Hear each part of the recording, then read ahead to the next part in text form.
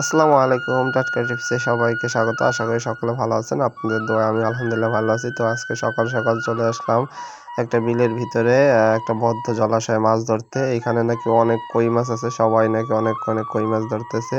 তো ওইটা শুনে আমিও চলে আসলাম। তো আমি মূলত টোপ দিছি বল্লার ডিম আছে, তারপরে পিঁপড়ার ডিম আছে। আমি মূলত আজকে পিঁপড়ার ডিম নিয়ে আসছি। আপনাদের সাথে কথা বলতে, বলতে এর ভিতরে আমার একটা কই মাছ হিট হয়ে গেছে। দেখেন লাইভ হিট করেছি একটা কই মাছ। দেখেন সাইজও মাশাআল্লাহ খুব সুন্দর। দেশি কই মাছ যেহেতু একটু ছোট, কিন্তু মাছগুলো অনেক ছটফট করতেছিল। দেখেন আমি একটাই ধরায় দেখাইছি, কারণ সবগুলো যদি দেখাই যায় তাহলে ভিডিও অনেক বড় হয়ে যাবে। আর দেখতে থাকুন আর কি মাছ পাই। এই যে সারাদিন মাছ ধরার পরে আজকে আমি এই মাছগুলো পাইছি। জানি না কতগুলো মাছ হবে, কিন্তু আশা করি দেশি মাছ সেহেতু মানে টাকার কাছে অন্তত মাছ তো আর এগুলো মাছ আমি টাকায় কিনতেও পারতাম, কিন্তু শখ যেহেতু ধরার সেহেতু ধরলাম।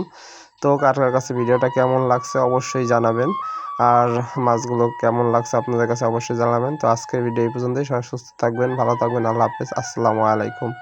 ভিডিওতে একটা লাইক দিন এবং চ্যানেলটাকে একবার সাবস্ক্রাইব করুন।